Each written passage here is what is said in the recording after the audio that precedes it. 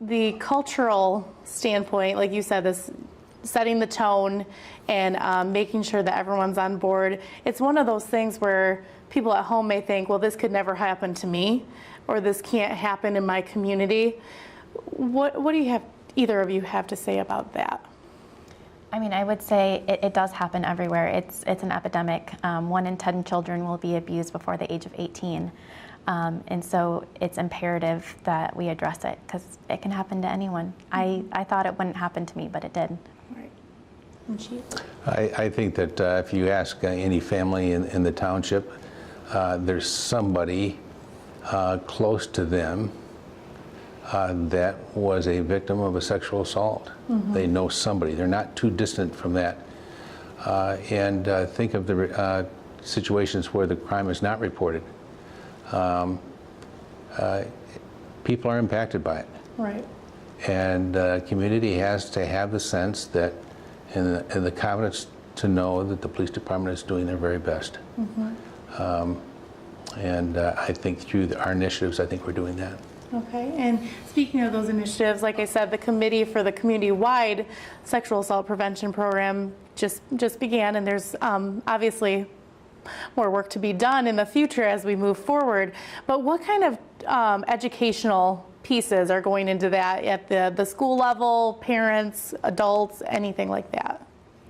So I think a big focus of that will be training adults on how to recognize signs of abuse and respond appropriately. Mm-hmm. So we're going to be working on giving educational resources as well as providing programs, most likely from Darkness to Light. It's called Stewards of Children, and that helps train adults on how to recognize these signs.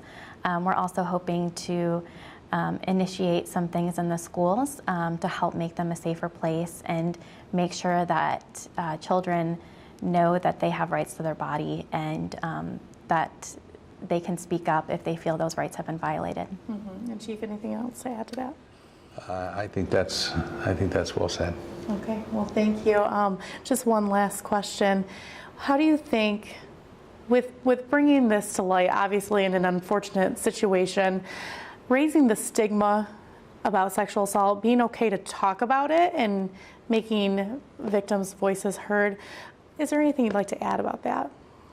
Yeah, so I think it's really great, and we saw it with the Nassar case of as more people told their stories, more people felt comfortable telling their stories. Right. So you saw the number of victims grow and grow, and that's because people felt safe in reporting it. And since I've disclosed this, I've had many people, close friends and family members, come disclose their abuse to me. Wow. So it's really been huge, and I think that as a community, we're showing people that there is a safe place and that they will be believed.